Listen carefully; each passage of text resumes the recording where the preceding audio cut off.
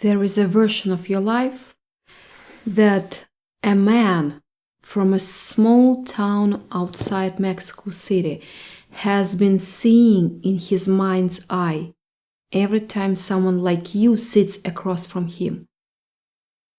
He doesn't need cards or charts or any of the usual tools people bring to these conversations. He just looks at you and he sees something you have been refusing to see yourself. He sees the shape of life so full, so textured, so ridiculously abundant that most people would dismiss it as fantasy if they heard it described out loud. But he's been studying people exactly like you for decades now. Not the people who breeze through life collecting wins, but the ones who have been through the ringer, who have done the painful excavation of their own history, who have sat in the wreckage of relationships that ended them, careers that hollowed them out, family systems that finally became unbearable to participate in anymore.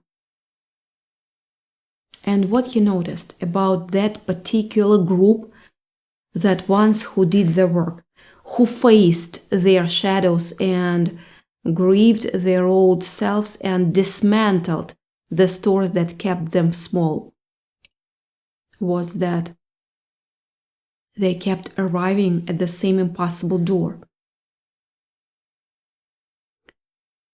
Every psychological measure said they were ready. They had the insight, the awareness, the emotional vocabulary. They understood their patterns. They'd made peace with their parents. They'd forgiven themselves for choices that still made them cringe in the middle of the night. And yet they stayed frozen at the threshold of their rich life. Something unnamed holding them in place. A hand on the ankle every single time they tried to step forward. This is the puzzle he became obsessed with. And what he found after years of watching this pattern repeat with almost eerie consistency was a single, undeniable message, a truth that lives in the body of every person who's done the real psychological work but hasn't yet stepped into the life that was supposed to create. This is the truth, so simple. It almost sounds like nothing when you first hear it, which is exactly why most people miss it entirely. There is something complicated, something that requires another certification or another round of intensive self-examination or another breakthrough that will finally unlock the door. But the shamans, the ones who have been doing this work for generations, they know something different. They know that the thing keeping you from the rich life isn't something you need to fix. It's something you need to stop doing, actually. And that's what this message is really about. Not another technique, not another framework, not another system that you will add to the pile of systems you've already accumulated. It's really simple. It's permission. It's the last piece of the puzzle that you have been searching for while it's sat right in front of you the whole time, waiting for you to stop trying so hard. And just let it in. Here is what he kept seeing over and over in people who came to him broken open by life. Someone would arrive in his practice having been thought through hell, sometimes literally, sometimes more quietly in the form of a slow erosion that took decades to notice. They do the work genuinely, not the performative kind of work people do when they want to look like they are growing, but the real messy, ugly kind, where you realize how much of your life was built on foundation that were never yours to begin with. They'd let relationships fall away that had been draining them for years. They'd let identities dissolve that they'd been clinging to because they didn't know who they'd be without them. They'd endure the terrifying emptiness that comes after you have stripped away everything false and haven't yet built anything true in its place. And then they'd arrive at this strange place where the old life was clear over. They could feel that in their bones, but the new life hadn't started. They were standing in the gap, in the in-between, what some traditions call the doorway and others call the abyss, depending on how they feel about uncertainty. The people he saw could stay in this gap for months, sometimes years, sometimes the rest of their lives, if nobody intervened. They'd describe it the same way, almost word for word, like they'd all read the same. They all read the same script. I've done the work. I know who I am now. I understand my patterns. I've let go of what needed to go. So why does my life still looks like this? Why I am still here? Why? Waiting, breathing, waiting for something to finally shift. And he recognized something that most psychological approaches miss entirely. The gap wasn't failure of effort. These people had worked harder on themselves than most humans ever will. They'd read the books, done the therapy, meditated, journaled, processed, integrated, embodied, all the right verbs, all the right approaches. The gap was something else entirely. It was a failure of permission. Something in them, something deep, something proverbial, something installed long before they had language to question it, was refusing to let them receive what they'd cleared space for. And this is where his message begins, not with a technique, but with an observation that changes everything once you actually let it land. What he found was the people stuck at the threshold almost always shared a specific psychological architecture, a framework that was built in childhood through experience rather than instruction.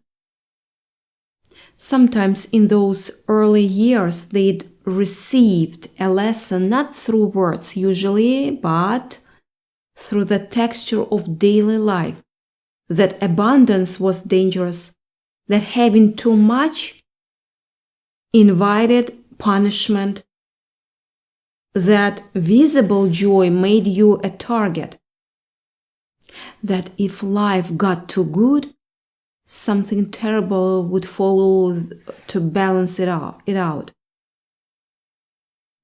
This wasn't superstition, though it often wore superstition's clothes. A family that got comfortable and then got hit by something catastrophic. A child who expressed happiness and saw a parent's face darken with envy or resentment. A person who reached for something big and watched it get taken away at last moment. The body remembers these moments, even when the mind has forgotten them. The nervous system learned that the safest emotional position was slightly below okay, because okay was manageable. But good, really good, was exposed. Good meant you had something to lose. Good meant someone might notice and decide you didn't deserve it. Good meant you were visible, and visibility in the original environment meant danger. Danger. He saw this pattern repeat with such consistency that he eventually stopped being surprised by it. The adults who couldn't step into rich lives were not lacking courage or insight of readiness. They were obeying an ancient instruction their nervous system had never updated. The instruction said, stay small, stay careful, stay uncomfortable enough that you don't attract attention. Because attention in your original environment meant punishment, and punishment was something you learned to avoid at all costs, even if it meant sacrificing your own expansion. This is the path that deserves sitting with for a moment. Because most people who carry this programming don't know they carry it. They think they want abundance. They visualize it, plan for it, work toward it with the kind of dedication that would make most people's heads spin. But their body, their actual nervous system that's been keeping them alive since before they could talk, has a completely different agenda. Their body learned decades ago that expansion equals threat. So every time they approach the threshold of a genuinely rich life, their system activates the old protocol. Anxiety appears from nowhere. Self-sabotage kicks in with surgical precision. They pick a fight with someone they love right before a big opportunity arrives. They miss a deadline that could have changed everything. They get sick. They get sick at exactly the wrong moment. They make the one decision that pulls them back from the edge, and then they blame themselves for being broken or lazy or fundamentally incapable of sustaining good things. He would tell you something different. He'd tell you that your system is working perfectly, that it's protecting you from from it still believes in dangers. It's still, yeah. And the problem isn't that you are defective. It's that you are protecting yourself from a danger that no longer exists using a map of the world that was drawn when you were 5 years old. Your sickness at the threshold is loyalty. Loyalty to an old understanding of safety. Loyalty to a version of reality where staying small kept you alive, and that loyalty made sense once. It was brilliant, actually.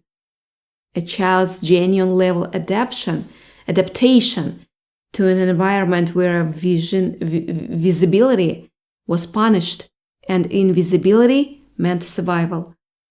But you're not in that environment anymore. And the loyalty that once saved you is now the thing that's keeping you from the life you have already earned the right to live. This is where the message gets harder to hear. Because if you're someone who's built your identity around being a good person, a loyal person, someone who doesn't abandon their origins, you are going to feel this in your chest.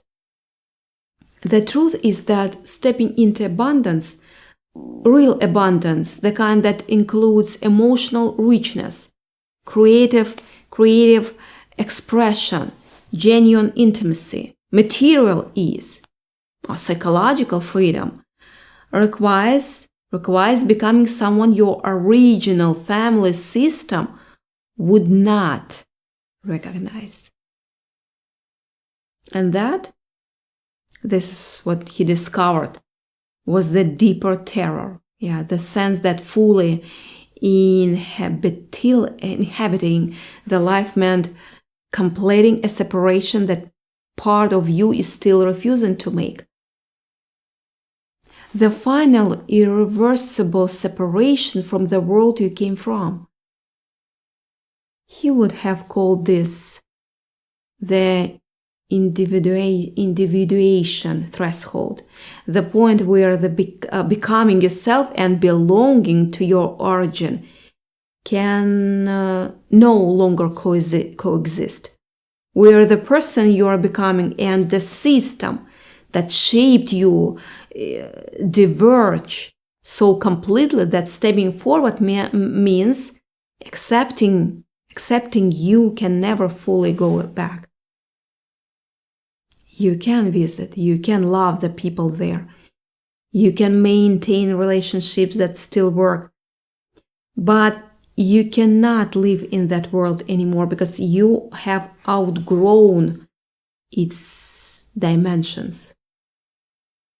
And some part of you, a loyal, grief-stricken, exhausted part, has been standing at the threshold, refusing to complete that separation.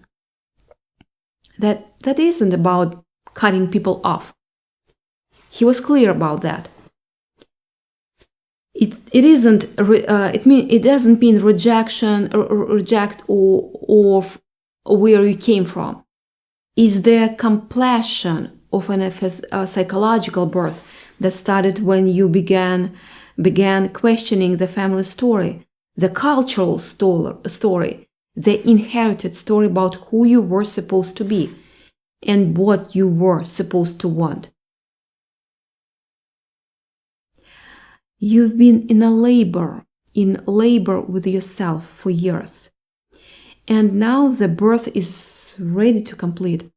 But completing it means being fully, irreversibly born into your own life.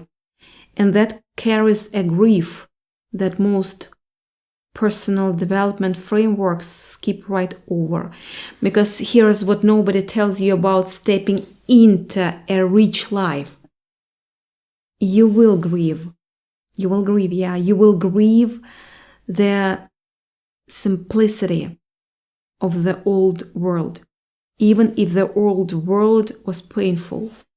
You will grieve the version of yourself who fit there, who knew the rules, who could navigate their dysfunction like a native, because you were born into it. You will grieve the relationships that cannot follow you, not because the people are bad, no, but because they cannot see the person you've become. And they will keep relating to the person you used to be, which eventually becomes unbearable for anyone involved. You will grieve the comfort of being small, because smallness, for all its suffering, was familiar. And familiar has a gravity that abundance doesn't. Especially when your nervous system was calibrated in scarcity. He didn't see this grief as a problem to be solved or a pathology to be cured.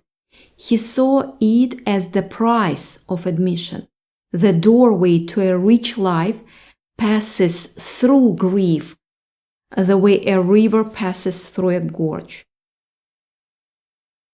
There is no way around it, only through it.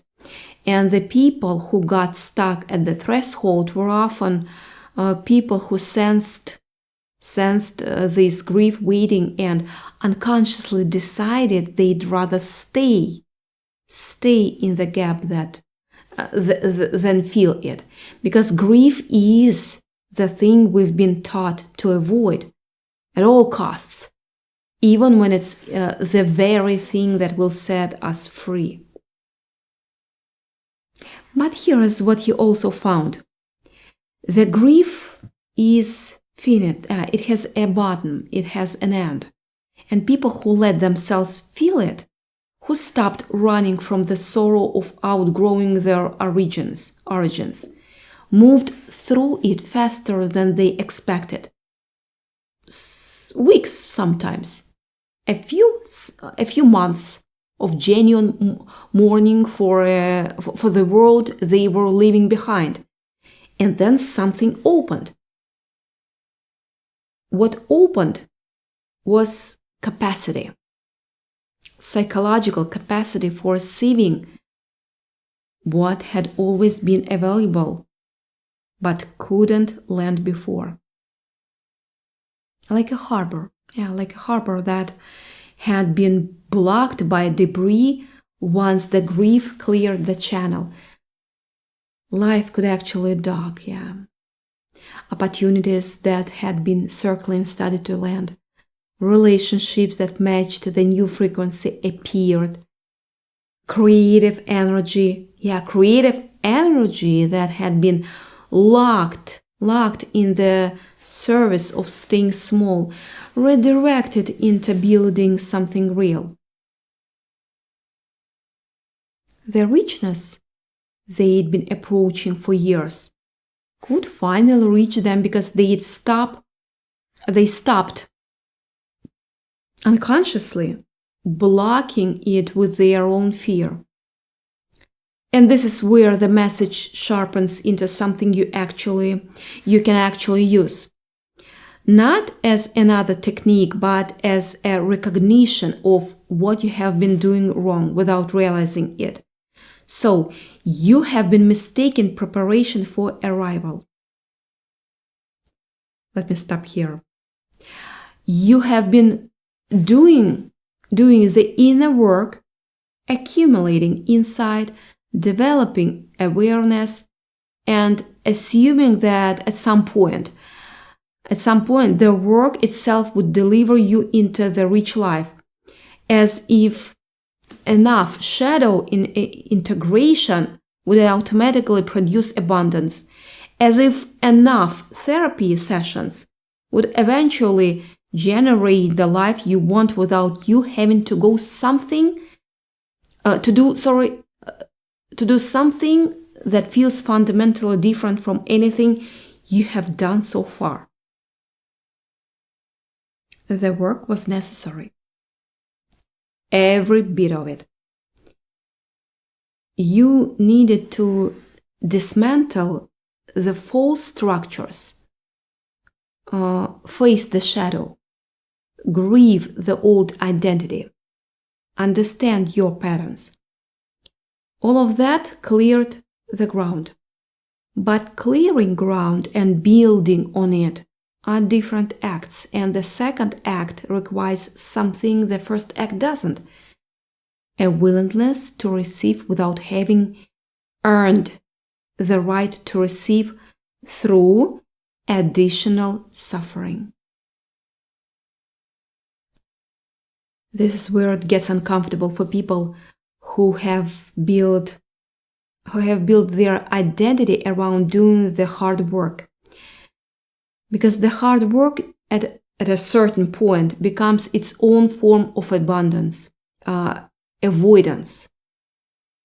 If you are always processing, always healing, always in the next phase of inner transformation, you never have to face the terrifying simplicity of just allowing good things, allowing ease, allowing a life that isn't organized around your wound.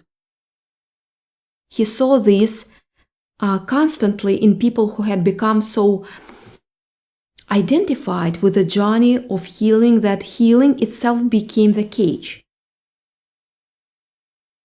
They knew how to suffer productively. They knew how to face hard truths. They knew how to sit with discomfort.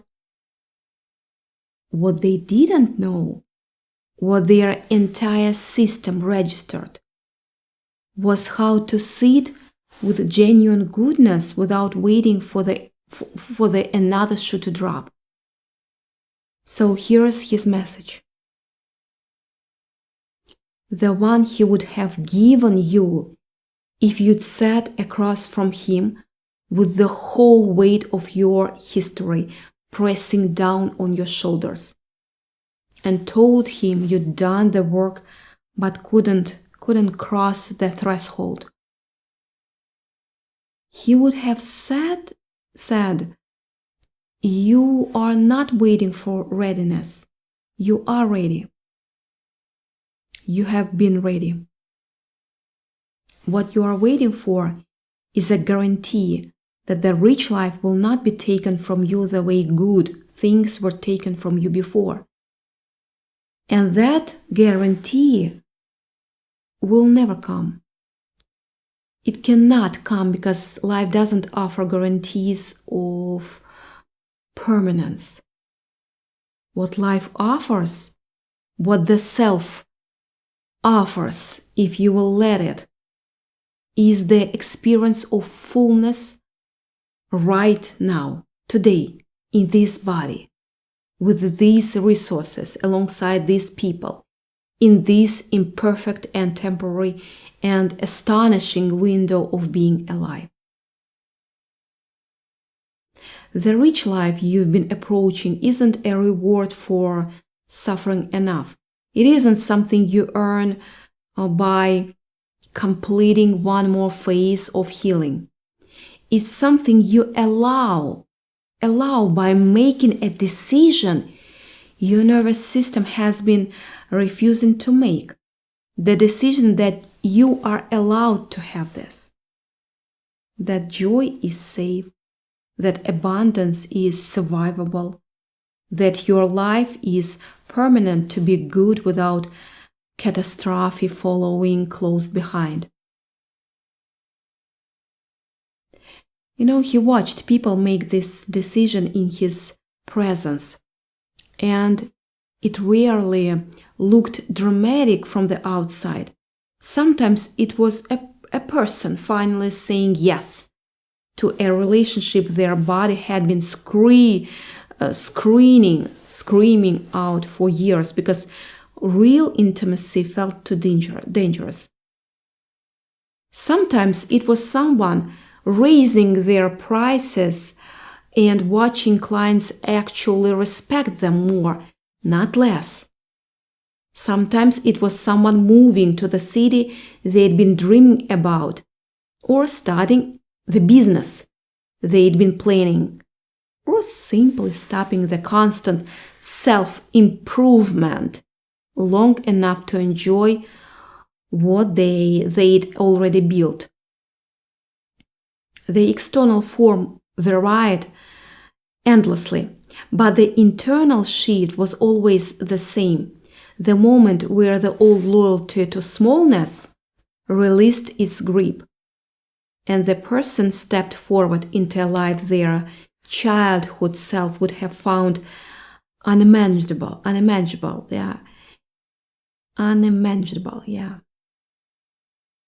And here's what happened after. After something he documented carefully because it mattered to him. The people who crossed the threshold didn't become different people. They became more themselves. Yeah, more themselves. The qualities that had been compressed by years of survival.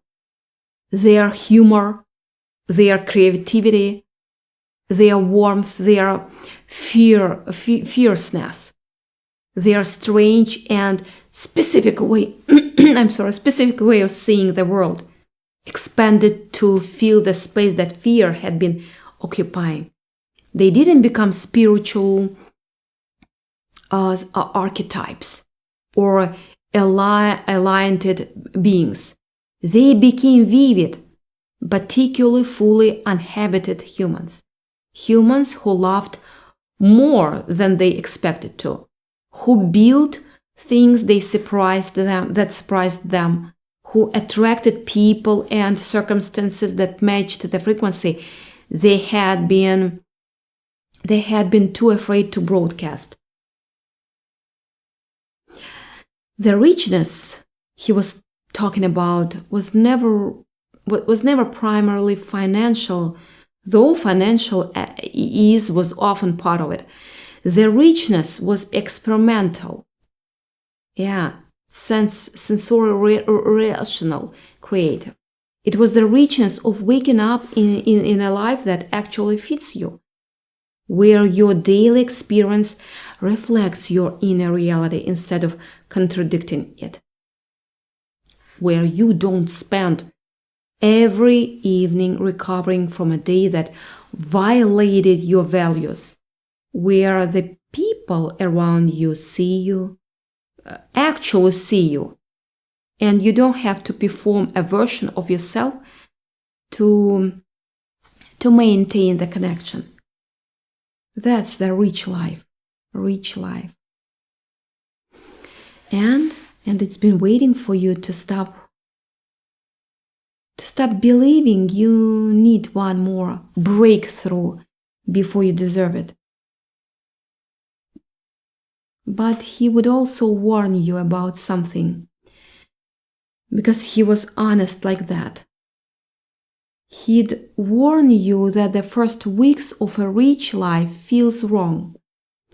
Your nervous system, calibrated for struggle, will interpret ease as danger. You will feel anxious when things go well. You will look for the hidden threat in good news. You will catch yourself creating problems because problems feels familiar and you know how to navigate them. You know. While happiness is uncharted territory that makes you feel exposed and vulnerable. This is normal, yeah. It's the nervous system catching up with the psychological shift you've made. And the only way through it is repetition. Repeated experiences of good things that don't end in punishment. Repeated moments of ease that don't collapse into catastrophe. Repeated evidence that your body, your beautiful body, can eventually accept what your mind already knows. That you are allowed to be here in the rich life living it every day. He compared this to a plant that's been growing in a dark room, suddenly being placed inside sunlight. The plant doesn't immediately thrive. It wilts a little first. The intensity of what it's been reaching for its entire existence is initially overwhelming. But the plant doesn't need to go back to the dark room. It needs to stay in the light long enough for its biology to adapt. And then it doesn't just recover. It becomes what it always capable of becoming. You have been in the dark room. You've done the extraordinary, lonely, often brutal work of growing in conditions that were not designed for your flourishing. And now the light is available. The door is open. The rich life is right there. And every cell in your body that learned to associate darkness with safety is telling you to hesitate, to wait, to make sure, to do one more round of preparation. His message is stop preparing, start living. The readiness you are waiting to feel is something that only develops after you have stepped through the door. Never before, never before. You don't feel ready and then move. You move and then discover you are ready. You were ready all along. Every person he watched cross this threshold said the same thing afterward.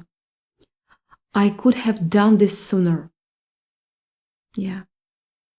And he'd smile because he knew he'd been telling them all along.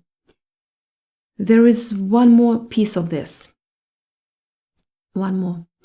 And it might be the most important part.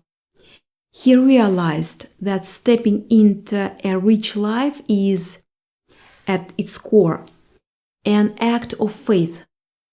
And he didn't mean religious faith. He meant psychological faith.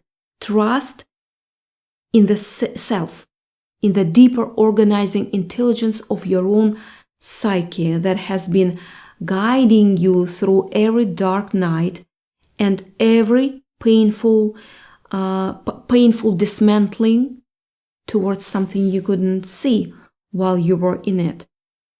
The shadow work, the grief, the identity depths, the relationships that ended, the ground that dissolved beneath you.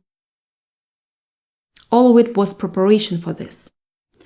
All of it was clearing space for a life that required more room than your old structures could provide.